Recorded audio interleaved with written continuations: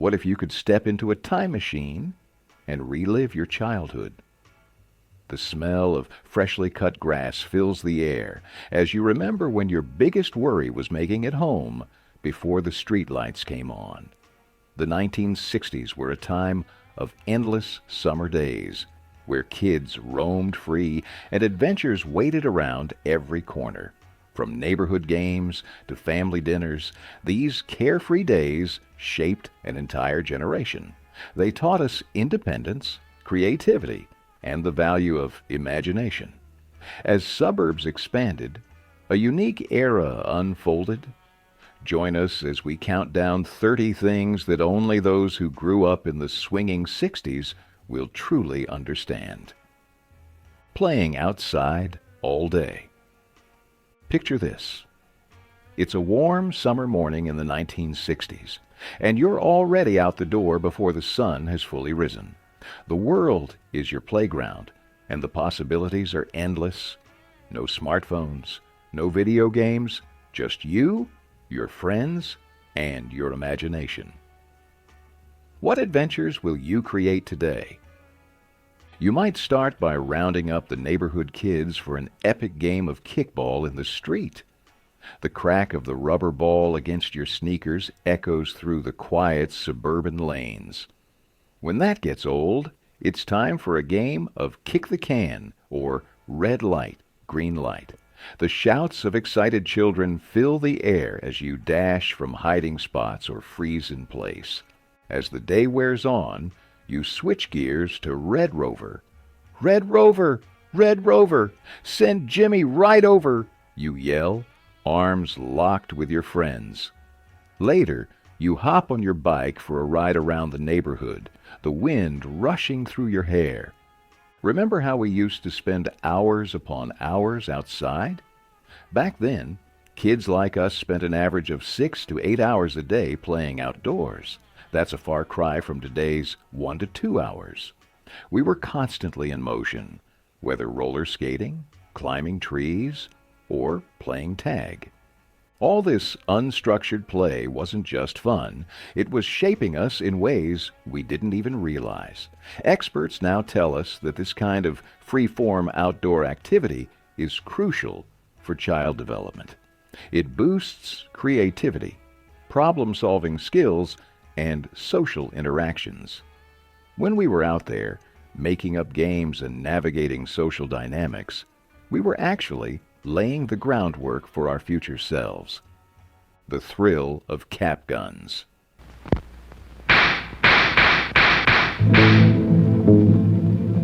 You are watching a demonstration of the most authentic cap pistol in the world. It has exclusive fanning action and shoots safe shooting shells with greeny stickum caps. The gun and hip-slung Mattel holster are specially made for a fast draw. And every boy will walk tall when he wears a holster and pistol with a Mattel brand. Remember those lazy summer afternoons when cap guns transformed your backyard into the Wild West? The satisfying pop and lingering gunpowder scent added authenticity to our make-believe showdowns.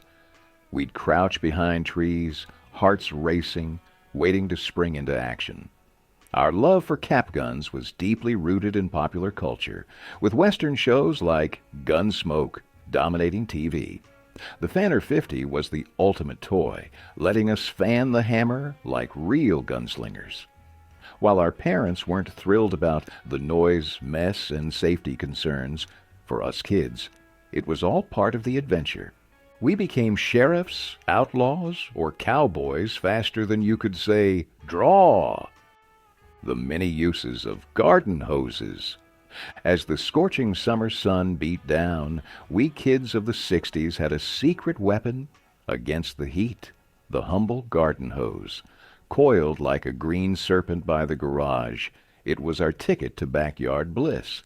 With a quick twist of the spigot, we'd unleash a world of refreshing possibilities. Remember those makeshift sprinklers we'd create by holding our thumbs over the nozzle? The resulting spray was our own personal rainstorm, cooling us off in an instant. And who could forget the epic water fights that would erupt, drenching everyone in sight and leaving us shrieking with laughter? On lazier days, we'd use the hose to fill up our kiddie pools, creating our own little oasis right in the backyard. But perhaps the most satisfying use was the simplest, taking a long, cool drink straight from the spout. That rubbery taste didn't bother us one bit as we gulped down the refreshing water, oblivious to any potential health concerns. As the day cooled, we'd transition to other outdoor activities, but the memory of our watery adventures lingered, making us eager for the next sun-soaked day of backyard fun. Those are all great childhood memories of mine, but there are more. Playground paradise. As the school bell rang, signaling recess, we burst through the doors onto the playground. Our concrete kingdom of metal swings, towering jungle gyms, and twisty metal slides awaited us. But it was the open spaces that truly came alive with our favorite games. Hopscotch squares appeared on the asphalt like magic. We'd hop and skip through the numbered pattern, testing our balance. The clink of the rock landing in each square became our playtime rhythm. Dodgeball was a whirlwind of action. The soft thwack of rubber meeting skin, quick sidesteps to avoid being hit, and the triumph of catching the ball left us breathless and grinning. We'd also gather for kick the can, test our skills with spud, or show off our roller skating moves. On adventurous days, we'd even attempt tree climbing, much to our teachers' dismay. Today's playgrounds focus more on safety, with softer surfaces and equipment. But the spirit of play remains, connecting generations through timeless games and cherished memories. What is your favorite and most dominant childhood memory? Share it with us in the comments below. The British Invasion and 60s music. Oh yeah, I'll tell you something I think you'll understand when I say that something. As we hung up our roller skates and climbed down from trees, a new sound was about to sweep the nation. On February 9, 1964, 73 million Americans gathered around their television sets, unknowingly about to witness a cultural revolution. 4 young men from Liverpool, known as the Beatles, took the stage on The Ed Sullivan Show. And in that moment, everything changed. The British invasion had begun, redefining American music and youth culture. The Beatles' catchy tunes and mop-top hairstyles captured hearts across the country, leading to a staggering 19 number-one hits by the end of the decade. Other British bands like the Rolling Stones and The Who followed suit, introducing a fresh, rebellious sound that resonated with young Americans. The music of the 60s wasn't just about entertainment. It became the soundtrack to social change. Songs from these British bands, along with American artists like Bob Dylan, Janis Joplin, and The Doors, became anthems for the civil rights movement and anti-war protests. The Vietnam War and Cold War tensions influenced lyrics, giving voice to a generation's fears and hopes. How many roads must a man walk down before you call him a man? Yes, and how many seas must the white dove sail before she sleeps in the sand? The joy of bike riding. As the sounds of protest songs faded, a different revolution was taking place in driveways across America. In the 1960s, nearly half of all American kids owned a bicycle, and these two-wheeled wonders were passports to adventure. The Schwinn Stingray, introduced in 1963, quickly became the coolest ride on the block. With its banana seat and high-rise handlebars, it looked like a chopper motorcycle. Kids customized their bikes with streamers, spoke beads, and baseball cards for that satisfying flap-flap sound against the spokes. Bikes meant freedom for children in the 60s. They explored neighborhoods, met friends, and created adventures without parental supervision. Safety wasn't a big concern. Helmets were rare, and most kids rode carefree. This contrasts sharply with today's structured play environments. Remember coasting down a hill, arms outstretched, wind rushing through your hair? That pure joy made bike riding in the 60s special. It was about the journey, friendships, and experiences that would last a lifetime. When the streetlights came on, it was time to go home. And sometimes a special dinner awaited us. The era of TV dinners. Swanson TV turkey dinners are a bigger break for husbands. Now, you take me. I can be early, I can be late, I can bring pals to dinner anytime I please. And get this, my wife never panics. She just takes Swanson TV turkey dinners from the freezing compartment of our refrigerator when I'm a little off schedule. Oh, and right you are, Jack. And that is because Mary Lou knows that she can have a swell dinner ready in just 25 minutes. As the 1960s dawned, a culinary revolution was simmering in American kitchens. The TV dinner promised a complete meal in minutes. Picture the scene. It's dinner time, and the family gathers around the television. Mom peels back the foil, releasing a cloud of steam from perfectly portioned Salisbury steak, creamy mashed potatoes, and colorful vegetables. The aroma fills the living room as everyone settles in for their favorite show. These convenient meals weren't just feeding families, they were reshaping American culture. By 1966, Swanson was selling a staggering 10 million TV dinners per week. The market exploded, growing by 400% between 1954 and 1960. As more women entered the workforce, reaching nearly 40% by decade's end, TV dinners became a lifesaver for busy families. But it wasn't all about convenience. The Libbyland Safari Supper turned dinner into an adventure for kids, while the Hungry Man brand, launched in 1973, offered larger portions for heartier appetites. So what'd you have for dinner? A pound of fried chicken, mashed potatoes, corn and pudding. You? A sliver of trout spritzed with lemon, and baby carrot! Hungry Man, it's good to be full. At just 98 cents to $1.49, TV dinners had truly changed family mealtimes forever.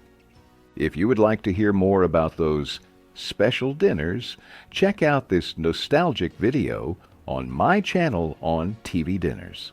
But now, let's hear more on what we would watch back then whilst enjoying our tinfoil feast. The golden age of television shows. As the sun set in 1960s America, families gathered around their TV sets, faced with the delightful dilemma of choosing between just 3 channels. The decade ushered in a golden age of television, bringing color to our screens and imagination to our lives. Remember the thrill of watching the Jetsons in vibrant hues? Meet George Jetson. Or being captivated by The Twilight Zone? For teenagers, American Bandstand was a window into youth culture, while shows like The Beverly Hillbillies, Come and listen to my story about a man named Jed. A poor mountaineer barely kept his family fed. And then one day he was shooting at some food. and Gilligan's Island reflected our changing world through humor. Compared to today's endless streaming options, these shared viewing experiences created a unique cultural bond that shaped a generation. From the wholesome charm of Mayberry Folks, I'm truly honored. As all of you know, this is the first time I've ever held political office. to the otherworldly adventures of the Starship Enterprise, 1960s television brought families together in ways we can scarcely imagine today. And sometimes we would even go to the movies. Silver screen dreams. As the sun dipped below the horizon, you clutched your hard-earned allowance, anticipation building for the cinematic adventure ahead. Stepping into the dimly lit theater, the aroma of buttery popcorn enveloped you. For just a quarter, you could snag a box of that salty, crunchy goodness.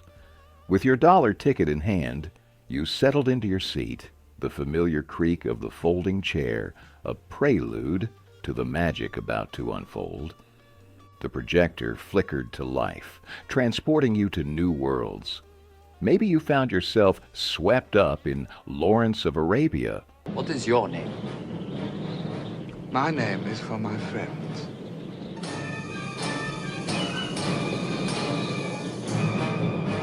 Or humming along to The Sound of Music. These weren't just movies, they were cultural touchstones that shaped a generation. As the decade progressed, films like The Graduate and Easy Rider spoke directly to youth, echoing their desire for change. The silver screen became a mirror reflecting the hopes and dreams of a generation coming of age in turbulent times. As you exited the theater, the world seemed different somehow, leaving you with not just memories, but a new perspective on life. The safety of 1960s neighborhoods. In the 1960s, safety was woven into the fabric of suburban life. The sound of children's laughter fills the air as children walk down the sidewalk. Back then, locking the front door seemed laughable. Everyone knew everyone, and the biggest threat was Mr. Wilson's notorious lemon squares at the block party. In 1960, the national violent crime rate was 161 incidents per 100,000 people compared to today's 400 plus. Neighbors were extended family, sharing meals and organizing impromptu events. Kids roamed freely until streetlights flickered on. The structure of 1960s neighborhoods encouraged togetherness. Smaller homes often housed extended families, creating a web of connections. The local park wasn't just a patch of green, it was the neighborhood's backyard, where friendships were forged and memories were made. Toys that defined the era. Picture this. It's Christmas morning, 1965. You're sitting cross-legged in your pajamas, surrounded by a sea of wrapping paper. Your heart races as you tear into the last, biggest box under the tree. Could it be? Yes, it's the toy you've been dreaming about all year. Check out the video of the 1960s Christmas Traditions video on my channel if you want to feel nostalgic. The 1960s were a golden age for toys, each one reflecting societal changes. Barbie wasn't just a doll, she was a cultural phenomenon. With her fashion-forward style and evolving professions, she encouraged girls to dream big about their futures. For boys, G.I. Joe was the hero. Launched in 1964, Joe embodied bravery and adventure. We'd create elaborate battles in our backyards, where Joe always saved the day. G.I.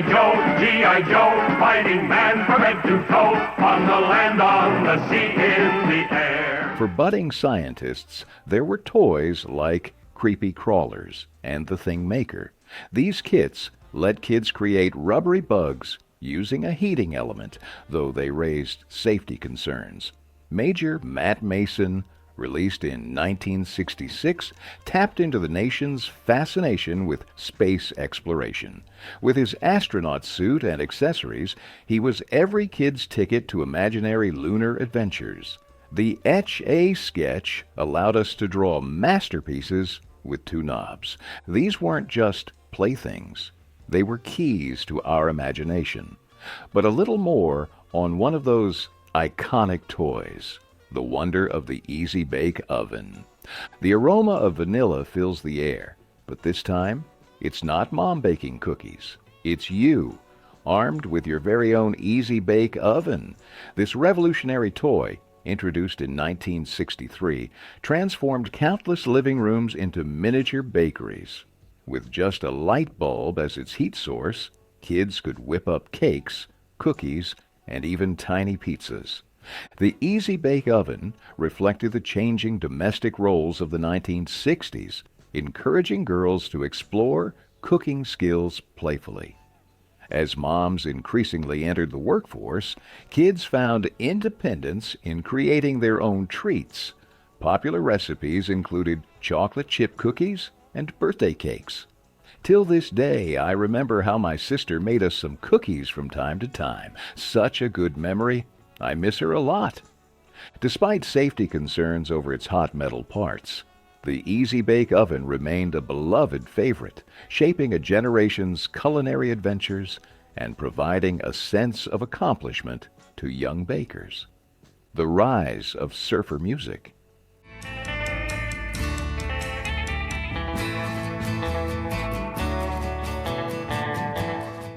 The radio crackles to life, filling the room with twangy guitar riffs that transport you to sun-soaked California beaches.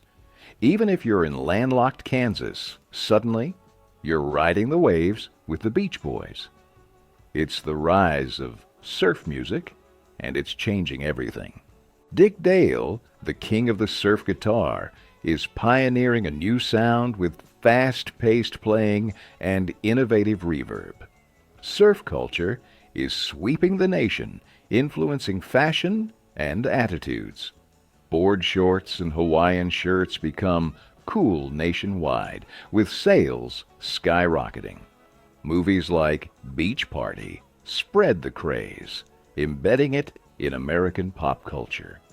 As you air guitar to Jan and Dean, you realize music's power to transform. The California sound is reshaping fashion, attitudes, and dreams across America, setting the stage for cultural shifts to come. But wait, there are even more childhood memories. Collecting bottles. You're pulling a wagon down the street loaded with glass bottles. The satisfying clink meant more than pocket change. It was the start of an adventure. In the 1960s, bottle collecting wasn't just a way to earn spending money. It shaped resourcefulness and work ethic. Kids across America became mini entrepreneurs, hunting for Coke bottles and milk jugs. With deposits ranging from 2 to 5 cents, we'd scour neighborhoods for discarded treasures. This was a fortune to us back then. We'd compare our hauls or trading stories of where we found the most lucrative spots. Some kids even developed secret routes, guarding them like prospectors protecting their claims. With a few cents in our pockets, we would make our way to the candy stores. Remember the jingle of the bell as you stepped into a candy store? That sound signaled the start of a sweet adventure. As kids in the 1960s, we'd press our noses against the glass counters, eyes wide at the colorful array of treats. The scent of sugar and chocolate filled the air. M&M's, Snickers, and Reese's peanut butter cups called our names, their vibrant packaging jumping off the shelves. Back then, the average American consumed 25 pounds of candy per year. Candy companies reeled us in with catchy jingles and animated characters on TV. Fun Dip and Pop Rocks weren't just candies. They were experiences that made our taste buds dance. As we unwrapped our favorites, dentists raised eyebrows. The American Dental Association warned about sugar's impact on our teeth.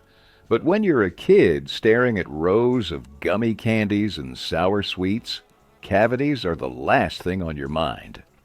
What was your favorite candy or snack back then? Share it with us in the comments below. The magic of fizzies. Drop of fizzies in a glass, watch the magic come to pass.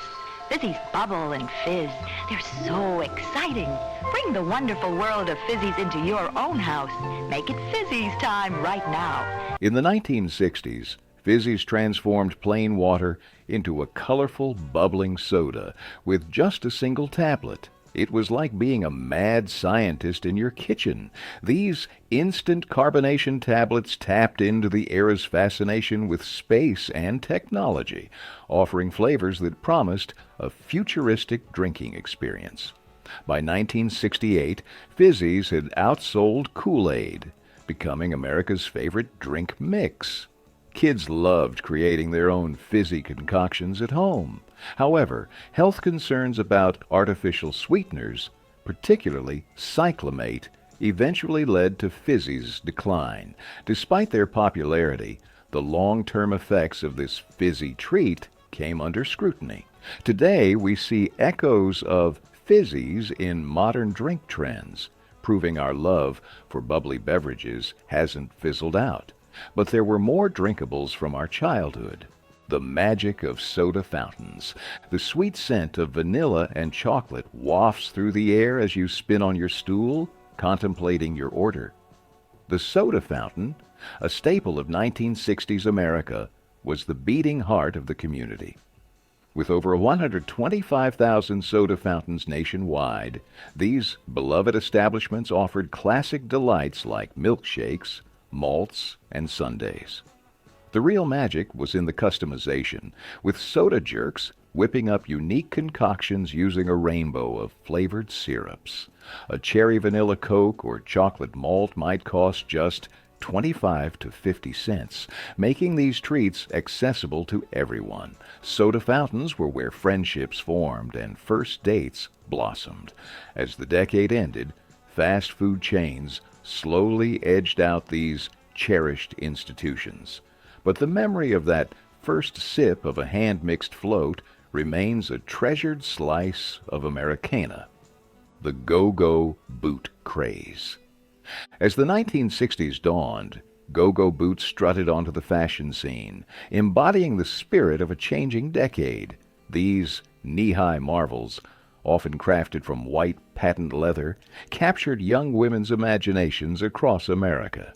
Their sleek design reflected shifting attitudes about women's fashion and societal roles.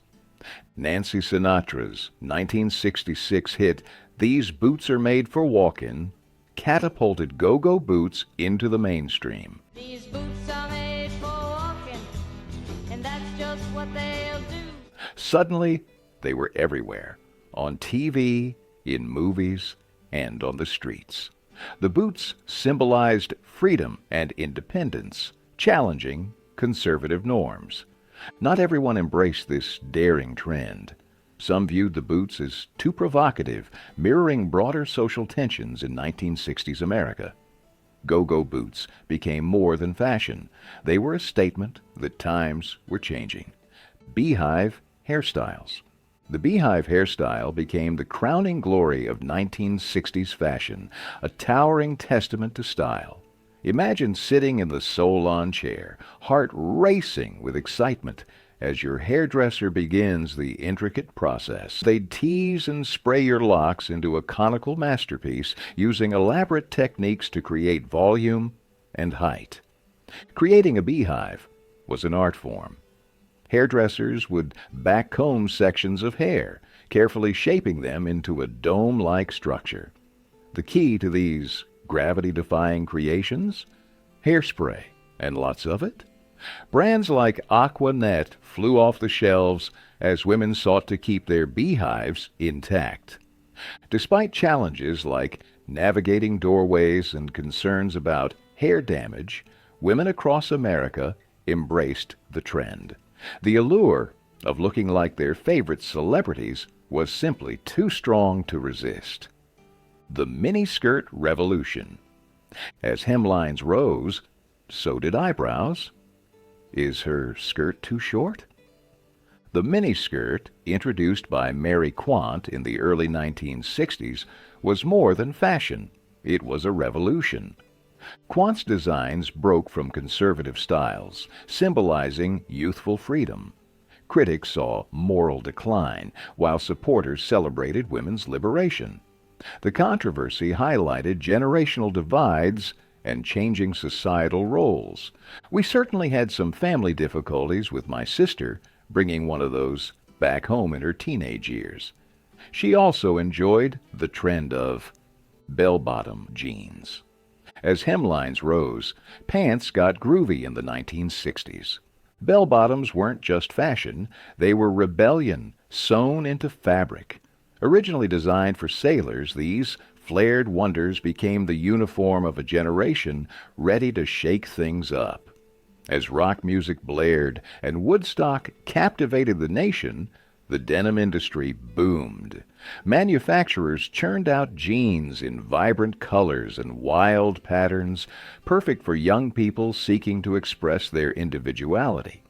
These weren't your parents' stuffy slacks. They were a wearable revolution, reflecting the cultural shifts of the era. Now, enough of those fads and trends. Let's hear about that one small step for man, one giant leap for mankind. Witnessing the moon landing. Picture this. It's July 20th, 1969, and you're huddled around the TV with your family, hearts pounding. The world holds its breath as the lunar module touches down. Houston, Tranquility Base here. The Eagle has landed. Roger, Tranquility. We copy you on the ground. You got a bunch of guys about to turn blue. We're breathing again. Thanks a lot. The Eagle has landed, crackles through the speakers, and a collective sigh of relief ripples across the globe. As Neil Armstrong descends the ladder, you lean in closer. His words, "That's one small step for man, one giant leap for mankind," echo through your living room. You coming down the ladder now? I'm at the foot of the ladder. I'm going to step off the limb now. That's one small step for man, one giant leap for mankind. In that moment, you're not just watching history, you're part of it. An estimated 600 million people worldwide share this awe-inspiring experience with you. The moon landing was more than just a scientific achievement. It was the culmination of the space race between the United States and the Soviets. This competition spurred advancements in technology, education, and popular culture throughout the 1960s. The Saturn V rocket and Apollo guidance computer were marvels that made this feat possible. Suddenly, science and math classes took on new importance, inspiring a generation to dream big and reach for the stars. The Tang phenomenon. Tang wasn't just a drink, it was a ticket to the space age. Developed in 1957, Tang skyrocketed to fame when NASA astronauts sipped it during Gemini missions. With the moon landing, it increased in popularity. Kids wanted to gulp down the same orange elixir as their space heroes. Tang tapped into 1960s trends, convenience and futurism. Its vibrant color and sweet flavor appealed to children, while easy preparation won over parents. Clever marketing played up the space connection, with ads featuring astronauts and rockets. Today's food trends echo Tang's novelty and convenience.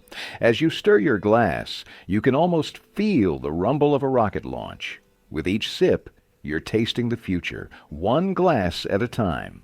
Iconic commercials of the 60s. The 1960s brought a revolution to our living rooms through television commercials. As TV ownership skyrocketed, with 87% of American households owning a set by 1960, these 60-second spots became cultural touchstones. Remember? Oh, I'd love to be an Oscar Mayer wiener. That is what I truly like to be. 'Cause if I were an Oscar Mayer... It had us all singing along, not realizing it would become a decades-long earworm. Advertisers got clever, using humor and emotion to capture our attention. Volkswagen's ads turned everyday frustrations into selling points, making us chuckle and nod in agreement. Coca-Cola commercials featured the quintessential all-American family, selling not just a drink, but the American dream itself. Even cartoons joined in, with Fred Flintstone puffing on Winston cigarettes. These ads weren't just selling products. They were shaping childhoods and reflecting society's changing norms. Back then, they were often about family values, in contrast to today's commercials. Common meals of the 1960s. The 1960s revolutionized American kitchens, with convenience foods taking center stage. Culinary creativity soared, though sometimes with questionable results. Remember those savory Jell-O molds? Picture a wobbly tower of lime gelatin studded with tuna and olives.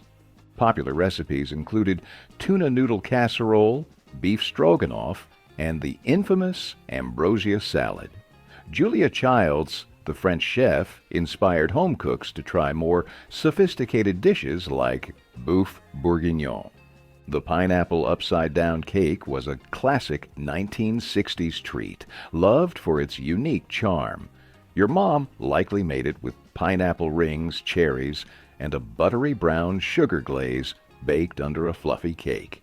Once flipped, it revealed a beautiful caramelized topping. Affordable and delicious, it was a sweet slice of family nostalgia.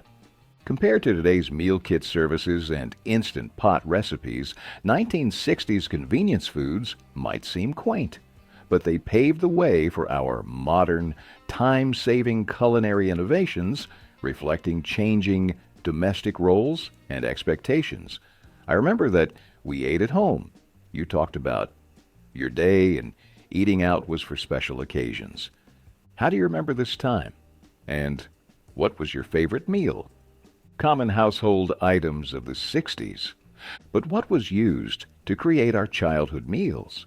As Julia Child inspired culinary adventures, modern marvels were transforming American homes in the 1960s. Remember when opening a can was considered high-tech? The era ushered in gadgets that promised to revolutionize daily life. The excitement was palpable when you unwrapped the new microwave, marveling at its sleek design and futuristic promise. Kitchens burst with bold colors like orange, mustard, and avocado green.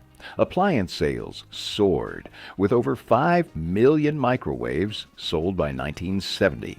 The iconic lava lamp's mesmerizing bubbles complemented groovy living rooms, while the Easy Bake Oven delighted children with its light bulb-powered baking.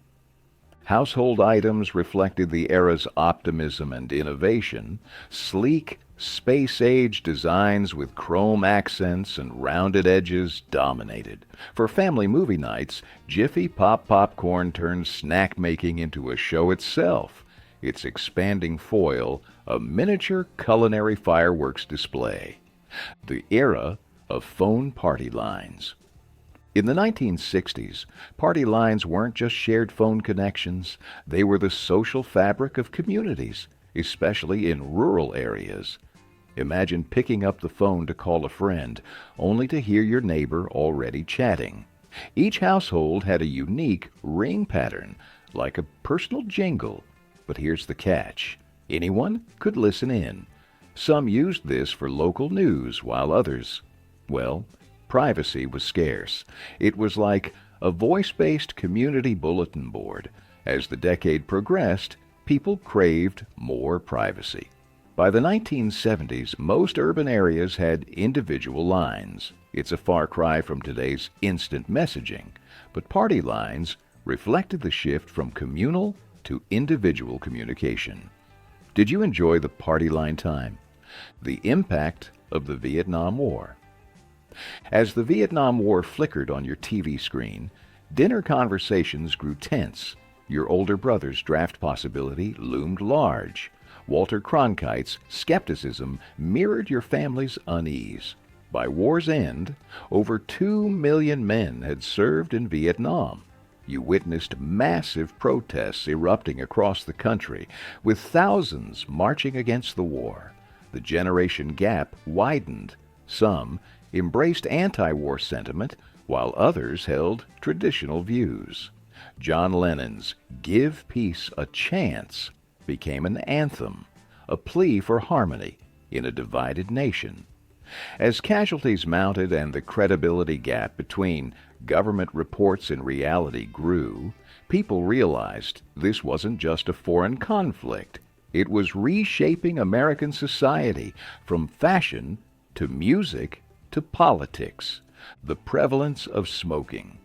Smoking was deeply ingrained in 1960s American culture, influencing fashion, social norms, and home decor. Ashtrays adorned every room, and cigarettes were a constant accessory. Tobacco companies dominated advertising, with Philip Morris owning prime commercial slots on network talk shows. The industry introduced filter brands and clever marketing strategies to maintain appeal. However, the 1964 Surgeon General's report on smoking dangers marked a turning point. Health advocates began pushing against big tobacco, leading to eventual TV ad bans. This shift contrasts sharply with today's attitudes, where smoking is often seen as a health hazard and social faux pas rather than the cool, sophisticated habit it once was. The tradition of Sunday drives. As the 1960s unfolded, a new tradition took hold across America, the Sunday drive. Families would pile into their station wagons, eager for adventure. With gas prices as low as 31 cents per gallon, these excursions were affordable for many. Popular destinations included state parks, small-town main streets, and roadside attractions. These drives were more than just a way to pass time. They were about quality family bonding, away from home distractions. Picture this: Dad at the wheel, Mom navigating, kids in the back playing I Spy. They'd stop at local diners or that new ice cream shop 2 towns over, creating cherished memories. The radio played softly as they sang along, simply enjoying each other's company. These weekly journeys in the family chariot became the heartbeat of middle-class America, fostering connections that would last a lifetime. And if you made it all the way here, I am sure you would enjoy this video on nostalgic times. Just click on the screen, and I will see you there.